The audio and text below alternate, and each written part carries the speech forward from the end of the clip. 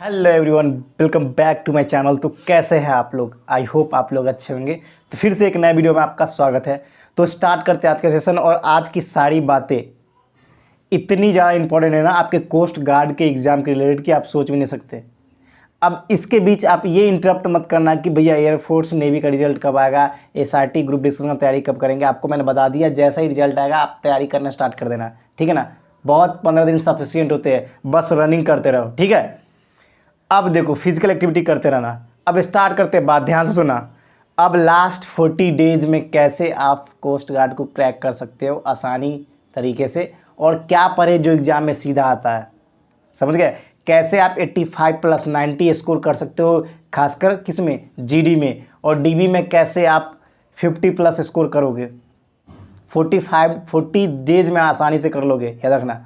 सबसे पहला देखो करना क्या है आपको करना क्या है कि 11-12 का जो देखना, एक थ्रोली एनसीईआरटी बुक ले लो, ठीक है।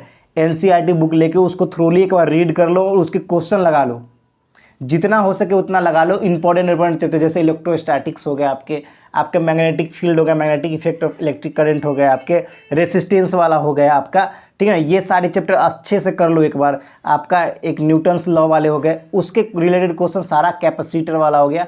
ये सब ना एनसीईआरटी के बुक से करो, उसके एग्जाम्पल को पढ़ो, उसके कॉन्सेप्ट को पढ़ो। बहुत ही पतला बुक होता है, जल्दी से ख़त्म हो जाएगा 10 दिन में। उसके बाद करना क्या, आपने अगर पढ़ रहे होंगे, ये बेसिक की बात कर रहा हूँ, पढ़े होंगे तो आपके पास होगा क्या, नोट्स बना रखे होंगे, उस नोट्स को भी हर दिन 5 से 10 पेज रिवीजन करो, ठीक है। ये 2 काम आपको करना है। ये काम आपको मैथ्स में ही करना है, ये काम आपको फिजिक्स में भी करना है, दोनों में ये काम करना है। बात रही इंग्लिश की, तो इंग्लिश के पेपर बहुत ही आसान होते हैं आपके। अब देखो, अब दूसरा सेक्शन में बच्चे बहुत कम मार्क्स लाते हैं, खासकर किस ब्रांच के, जीडी के, ग्राउंड ड्यूटी के। तो आपके मैथ्स फिजिक्स एनसीईआरटी से कवर करो, बाकी जितने ही पढ़े उसको रिवीजन करो, और एनसीईआरटी के इंपॉर्टेंट चैप्टर को रिवाइज करो, ठीक है ना। क्वेश्चन बना, उसके एग्जाम्पल को पढ़ो, एनसीईआरटी और साथ में जो पढ़े उसका रिवीजन। अब बात करते हैं कि इसका पहला सेक्शन में क्या करें। पहला सेक्शन में इंग्लिश बहुत आसान होता है, जिस भी टॉपिक से आप पहले से पढ़ रखे होगे उसको बस रिवीजन कर लेना, आसान होता है, आसान क्वेश्चन आता है। बात करें जीके की, जीके की जितने भी अब तक करंट अफेयर्स पढ़े उसको रिवीजन कर लेना, ठीक है ना। उससे ज़्यादा टफ नहीं आता, ठीक है। और मैथ्स की बात करें तो मैथ्स में करना क्या है, आपको करना ये है कि एक तो नोट्स रिवीजन करना है, साथ में आपको इंपॉर्टेंट टॉपिक जैसे pipe and system, time and work, जिससे क्वेश्चन हमेशा आते हैं और पिछली बार भी आया था, ratio and proportional, percentage, simple interest, compound interest, ये सारे इंपॉर्टेंट क्वेश्चन चैप्टर है, उससे पढ़ लेना। साथ में मेंसुरेशन आपका होगा 2D 3D, वो पढ़ लेना, समझ गए। उसको रिवीजन कर लो, क्योंकि इससे पहले आपने कुछ ना कुछ पढ़ा होगा, ठीक है, कुछ ना कुछ पढ़ा होगा, तो उस पर ध्यान दे देना, समझ गए।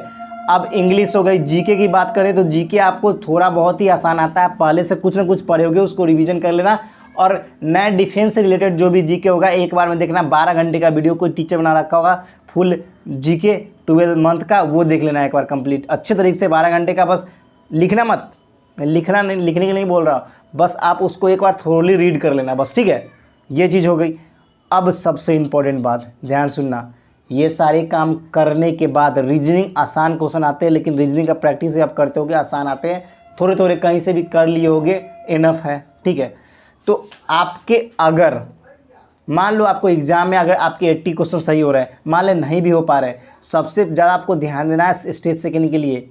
स्टेज सेकेंड में जो पेपर आता है ना आपका मैथ्स का और फिजिक्स का, उस पर ज़्यादा फोकस करना है, क्योंकि उसमें बहुत सारे बच्चे का कम नंबर आता है, क्योंकि कम टाइमों में आपको ज़्यादा क्वेश्चन सॉल्व करने होते हैं, बहुत सारे बच्चे इसी में फंसते हैं, समझ रहे हो ना। तो इस चीज़ों को ध्यान रखना। और देखो लॉजिक समझो, पहला पेपर में मान लिया 60 में आपने ले आया, मान लो 45, पिछली बार मेरे 46 आ गए थे, ठीक है ना, आसानी से आ जाएगा, कुछ बहुत बड़ा इशू नहीं। सेकेंड वाले पेपर में कम आए थे, ठीक है ना, 25-26 मेरा ओवरऑल 71-72 नंबर बना था, आप भी कर सकते हो, देखो। और दूसरे वाले पेपर उतना ध्यान से नहीं कर पाया मैं, ठीक है ना, टाइम की कम होती है। तो देखो करना क्या आपको, सबसे पहले इधर 45 कर लो, टारगेट आपको 50 लेके चलना है, तभी 45 हो पाएगा, 45 इधर। और आपको करना क्या, उस साइड उधर जो है दूसरे वाले में आपको कम से कम, आपको नहीं भी तो कम से कम 25 उधर करोगे, 5-30, 25 नहीं 45 और 5 कितना हो गया 50, कम से कम उधर 35 सही करने होंगे। तो देखो 30 क्वेश्चन तक आसानी से टच कर सकते हो, बाकी जितने क्वेश्चन बने ना उसमें 5-6 तो सही हो जाएंगे, तुक्का मार देना, ठीक है ना, तुक्का मार देना कम से कम। तो उधर उधर 35 और इधर 45, कितना हो गया, 80 हो गए। और कुछ तुक्का मारो तो 4-5 नंबर उससे आ जाएंगे। तो देखो इसका होता है कि नेगेटिव मार्किंग नहीं होते, पूरे के पूरे क्वेश्चन अटेम्प्ट करना। मान लो कभी फंस गए, आपको नहीं समझ में आ रहा है, टाइम कम है, तो कुछ क्वेश्चन को सॉल्व करो, 2-3 मिनट बचे तो तब तुक्का मारना। ये नहीं कि शुरुआत से स्टार्ट कर दे, 2-3 मिनट जब बचे तभी तुक्का मारना, क्योंकि तुक्का में क्या, ABCD कुछ भी मारोगे, उससे पहले क्वेश्चन को सॉल्व करके ही मारना। और यही चीज़ बच्चे बहुत गलती करते हैं, समझ गए, ये कि शुरू में हड़बड़ा आते हैं, टाइम बर्बाद कर लेते हैं, लास्ट में सारा क्वेश्चन को तुक्का मार देते हैं, समझे। तो ये गलती आपको नहीं करना है। अगर आप डोमेस्टिक ब्रांच से फॉर्म भरे हो 10th, अगर आपका साइंस बैकग्राउंड नहीं होगा तो देखो, आप अगर डोमेस्टिक ब्रांच से भरे तो कन्फर्म, एक तो कन्फर्म वाली बात है कि आप SSSC HSL MTS की तैयारी करते होगे, एक्स ग्रुप में तैयारी करते होगे, तो आपको वही सब लेवल करना है, बशर्ते आपको एक्यूरेसी बढ़ानी है। आपको एक्यूरेसी बढ़ेगा आपके लिए, आपको मॉक टेस्ट लगाना होगा। GD के लिए भी बोल रहा हूँ और आपके DB के लिए बोल रहा हूँ, दोनों को मॉक टेस्ट एकदम कंपल्सरी लगाना ही लगाना है। और ऐसे सिलेबस, ऐसे रूटीन बनाओगे, और खासकर फिजिक्स के लिए और मैथ्स के लिए NCERT बुक पढ़ना ही पढ़ना है। 11-12 का ध्यान से देख लेना, 11-12 का पढ़ना इंपॉर्टेंट क्वेश्चन, और फिजिक्स के लिए एग्जाम्पल भी पढ़ना आपको बहुत ज़रूरी है। उससे क्वेश्चन को देखो, बहुत कुछ क्वेश्चन नहीं होंगे सॉल्व, कोई दिक्कत नहीं, लेकिन एग्जाम्पल क्वेश्चन एक भी मत छोड़ना, उसी से सीधा सीधा पेपर में लड़ता है, ठीक है ना, ये चीज़ ध्यान रखना।